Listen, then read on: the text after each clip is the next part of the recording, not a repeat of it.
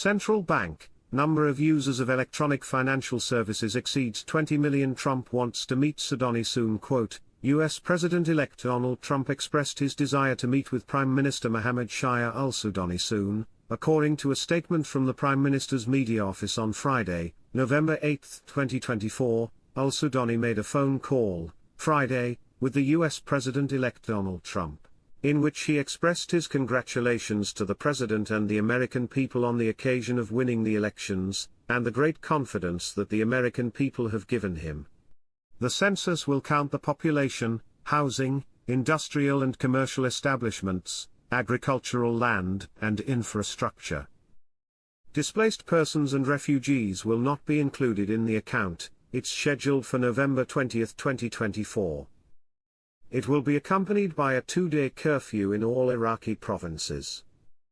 Soudani and his government, they're all on TV, and they're sending congratulations to the President of the United States Donald J. Trump, and they're saying we need to continue bilateral cooperation. Frank, I am very pleased Donald Trump won, but more so I, who is invested in the Iraqi dinar, find myself very pleased. Donald Trump got an amazing amount of Arab votes up here in Michigan, because he promised peace, and that's what the Middle East citizens want. Aki, no. I don't have them in the Dearborn banks yet. Walking stick, have they told you when they're going to give you these boards?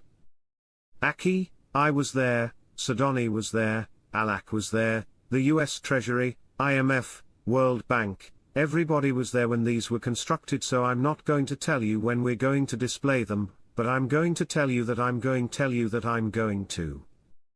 Walking stick, number 1, you don't have them in your possession yet. Aki, correct. Walking stick, number 2, you were present when these boards were made. Aki, yes. Walking stick, you told us about these bulletin boards / billboards that are going to be brought to you there at the bank. Do you have the bulletin boards? You know, the ones that you told me that they were going to send you with the pictures, explanations / descriptions of all the notes. You have. The ones you told me are going to be distributed to all these currency centers, to all the banks. Alawadi, the communication between the Prime Minister and the US President-elect was highly positive. Article 2. Trump welcomes working with the Sudanese and wants to meet him in the near future. If you have a lot of dinars, don't you dare let them out of your sight. Many of you are finding out if it's a small bank, just like we told you, they're going to send them to a bigger bank. No. Tell me the address of the bigger bank where you're going to send my dinar to be verified here in Ohio. To Columbus, probably to our state bank down there. Okie dokie, I'm going to take them down there. But in my case, no, I'm not going to, just, one place, make appointments with, different banks, for them to come to your, house. They'll bring all the protection that is needed. Things are happening fast and furious. With that development road, people and trade will come in droves. The push is big. This article was interesting to me. In 5 days, Iraq's central bank sells more than $1 billion, and they say there is now no room for the parallel market or black market for dollars.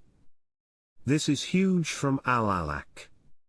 Once they open the doors and change the real effective exchange rate, then the dinar will then be stronger than the dollar.